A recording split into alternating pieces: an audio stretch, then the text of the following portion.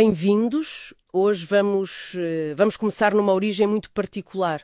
Bairro Popular, Rua dos Perdidos, em Angola. Dizem que é um sítio que forja as pessoas, sabes? Onde a raiz, a força, a verdade está em quem vem de lá. Aliás, há uma frase no material que temos connosco que é muito forte. Diz que o gueto invadiu o asfalto, mas invadiu com educação, caráter e propósito. É sobre esta figura, Sérgio Campos da Conceição, e os seus 19 anos de liderança que vamos falar. E não é um caminho linear. É multifacetado, cheio de curvas e aprendizagens. E a nossa ideia aqui, com base numa entrevista detalhada que analisamos, é mesmo explorar estas fases todas, desde o início, nas artes, até agora. Tentar perceber os marcos, as lições de liderança. Pronto, vamos lá ver isto. O ponto de partida, olha, é 1993. E é curioso, não começou logo num escritório. Foi no Centro Cultural Kissange, ligado à música. Parece que compôs canções, tipo Carro da Patrulha, Sapata Marra Marra. Dizem que eram hinos lá no bairro. É um início diferente, não é? Para quem depois seguiu outros caminhos. Sim, e o que é fascinante aqui é como essas primeiras experiências na arte parecem ter já ali umas sementes importantes. Logo a seguir à música veio a dança. E a entrevista fala numa lição dessa altura. Algo como, nem todo movimento é para aparecer, alguns são para se alinhar. Isto sugere uma autoconsciência já muito cedo, não é? Uma ideia de que a ação às vezes é para dentro, para encontrar um propósito. É uma base quase filosófica, diria, para a liderança. Não é só fazer, é ser, é estar alinhado. É uma perspectiva interessante, essa do alinhamento.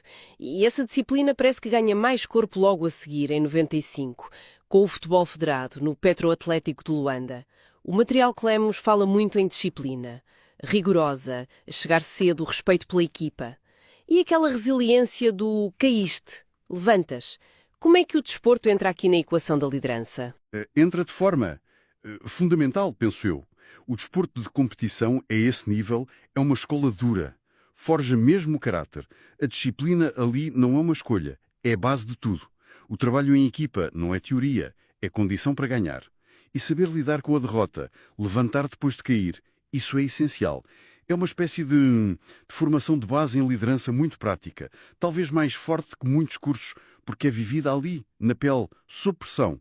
Está a construir-se uma mentalidade, percebes, resiliente, coletiva. Percebe. E essa base, essa mentalidade parece que foi logo testada a sério, naquilo que a fonte descreve como o primeiro grande teste da liderança dele, antes de cargos públicos de maior visibilidade. Estou a falar da NALSEB, Comércio Geral, Agricultura e Indústria. Ele era supervisor-geral. Exatamente. E o desafio, segundo a entrevista, era enorme. Estamos a falar de um rapaz novo a liderar 137 pessoas. E não era uma equipa fácil, não. Gente de idades diferentes, ritmos diferentes, histórias diferentes. Ele liderou isto tudo. A fonte sublinha. Sem manual, sem luxo, sem atalho. Durante 3 anos. Isso é mergulhar de cabeça na gestão de pessoas. Sem manual, sem luxo, sem atalho. Essa frase é forte. Sugere uma aprendizagem mesmo na prática, não é? Na trincheira. Como é que achas que essa experiência assim tão crua, digamos, o moldou comparando com uma formação mais teórica? Bem, isso levanta uma questão importante, não é? Sobre como se aprende a liderar. A NALSEB parece ilustrar um ponto-chave. A liderança mais resiliente, mais adaptável, muitas vezes nasce ali. Na gestão direta de equipas complicadas, com poucos recursos, com problemas reais a aparecer todos os dias. É o que a fonte chama liderança no real, no suor. É aí que se aprende a navegar a complexidade das pessoas, a motivar quando as coisas estão difíceis, a decidir sem ter toda a informação. A fonte sugere que foi ali que o líder nasceu. Não numa sala de aula, na prática dura do dia-a-dia. Essa capacidade de estar no chão de fábrica, por assim dizer, vale imenso. Faz todo o sentido essa aprendizagem intensiva.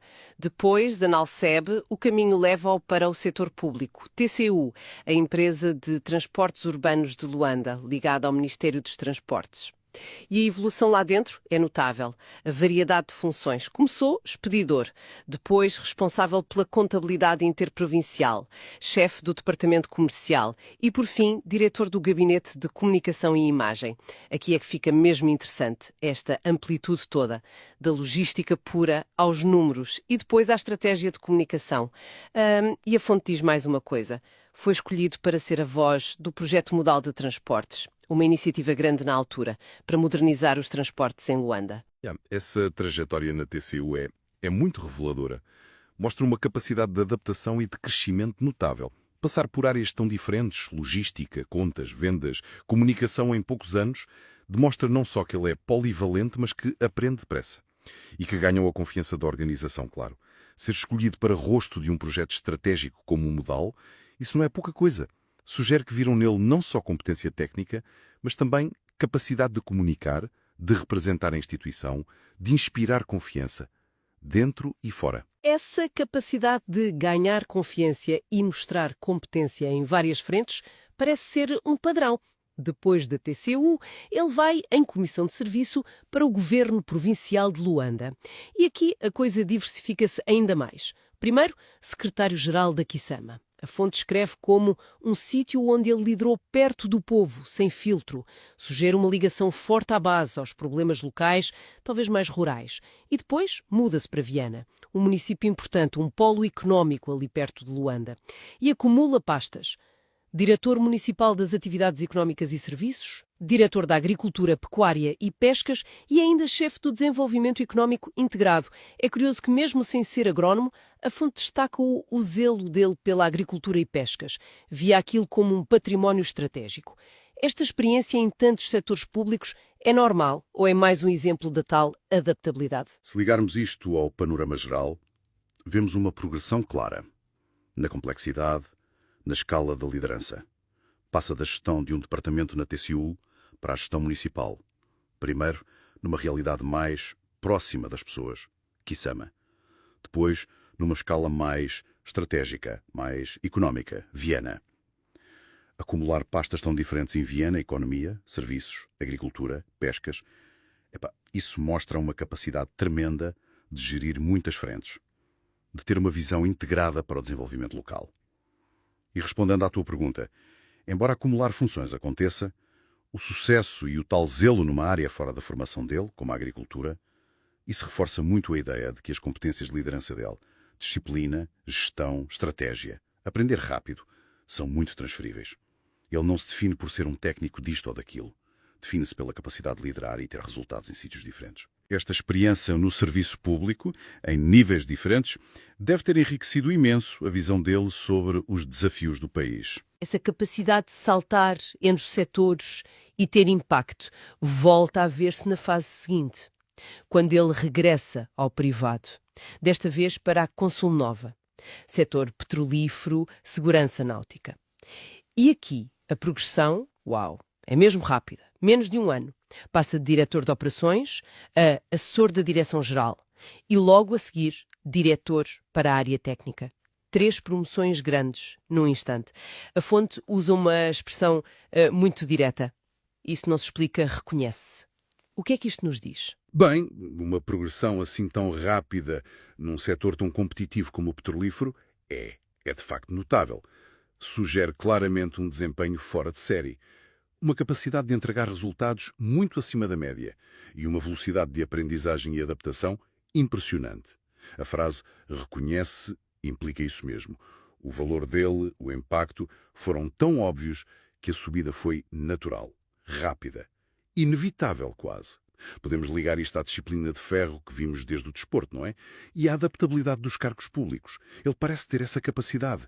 Entra num sítio novo, percebe o essencial depressa, encontra onde mexer e, pumba, resultados visíveis. Claro que uma subida tão rápida também deve trazer as suas pressões, não é? Imagino que sim.